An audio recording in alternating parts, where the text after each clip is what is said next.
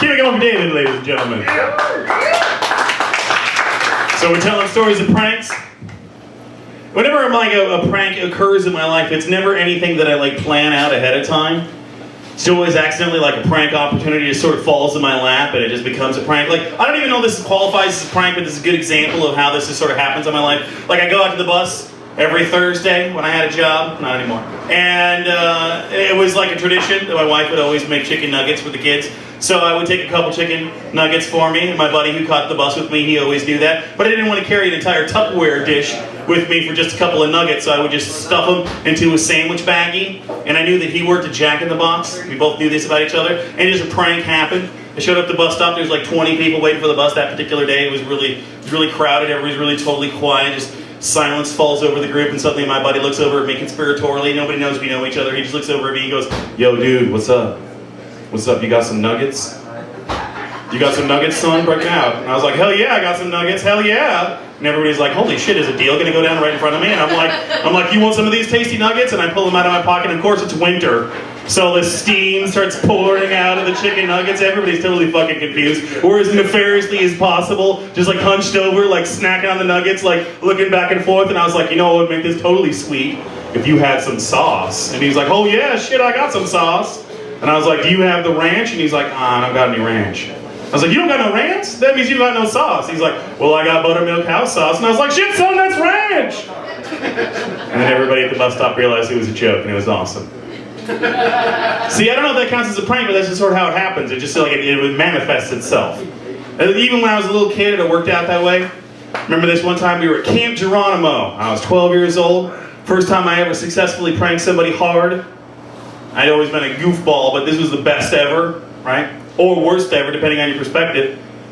We just had this haunted story that he brought out this Native American tribal chief, and he told the story of the Wendigo that happened there in Arizona. It was terrifying. I mean, there was mist rolling in over the lake. It was the perfect opportunity for a pranking, right? There was the full moon happened on that day, so of course he told the story about the full moon. Everybody's trying to jump out of the trees and scare each other, so I decided I'm gonna get this kid Brian. I hate this kid, right? I'm gonna get him good. So at the campsite, they don't want all the tents to be on the ground, so they put them on these wooden crates. So I crawl all the way up underneath the crate, and it just fortuitously, I see there's one of these rings that they have, a necklace that's made up with all these fake claws, wolf claws, because that was our tribe, the wolf pack.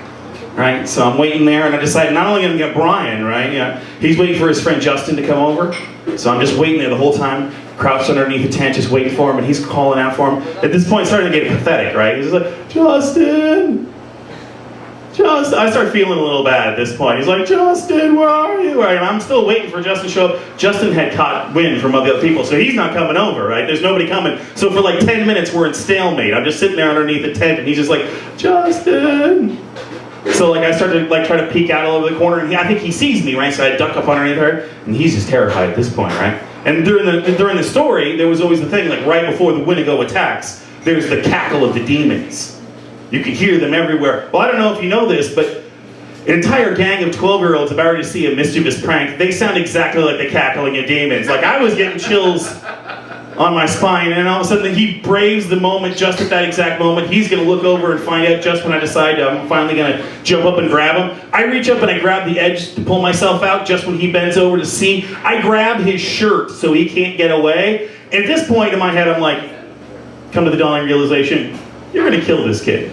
Right, not that I'm going to spook this kid unbelievably, this kid is going to die, right? So I don't even have the decency to give a full roar or scream. I just pull out, I'm like, "Rah!" Right? Because at this point, he passes out completely, just completely unconscious, and then immediately everybody jumps out of the bushes and is like, "Ah!"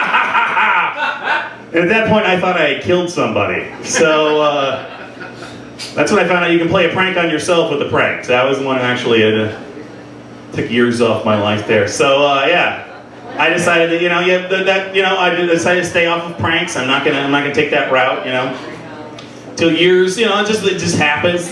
I remember you guys that were here last time. I was telling the story about the story I was in Germany. The story happened in Germany. This was actually later on this day, coincidentally enough. We went off to this one festival event, and everybody was totally drunk, and we're we're heading back to the house. Right before I head back to the house, we stop off at this bar, and they had one of these little novelty sex toys. You can buy those there. They have like the regular condom, the fancy condom, the novelty sex toy. So I'm drunk, I spin the dial, it comes out with this condom, but on the tip of the condom there's this giant spiked ball. Like, it's ridiculous. Like, it can never possibly be used. It's horrifying, right? So I go, I show my wife, she's like, what could we ever possibly use that for? Like, that's not fucking happening, tough guy, right? So I'm like, this is prank. Like, we gotta use this for a prank, right? So I decided I'm waiting for the perfect opportunity, you know? So I go down, I sneak out, I'm trying to grab the doors, find the doors, a perfect opening. And then all of a sudden I hear these girls coming down the hallway, so I'm like, oh shit, I just played a prank on myself, right? I'm walking down the hallway with this like creepy condom. So I duck into the men's room, and that's when I realize that the men's hand soap is actually white, right? So I'm like, oh, extra prank here. So I like put a little bit of soap there in the condom so it looks extra gnarly, right? But I'm thinking, this is horrible. I can't just like set this like on somebody's room or whatever, it's gonna leak everywhere. So I grab a newspaper. So I thought I'd be nice. I just throw the newspaper down on the bed, put the condom down there, and I just wait for anarchy to happen, you know. They don't come in till late, so I'm all passed out. The next morning I wake up, they got the whole room like taped off, nobody's allowed to go in there. Condom laying there in the newspaper. That's when I found out by accident. The cover story on the newspaper was syphilis strikes all of southern Germany. It was laying there on the newspaper, and my buddy was just like, the whole time he was always like, you know, like, oh, it's so cool that I get to live with like a roommate who's a comedian, you know? And so I was like, hey, now you get to know what it's like having a comedian for a roommate. So I have to become a famous comedian, otherwise that story is just horrible. And I'm a terrible person. All right, thank you very much. I didn't tell that story.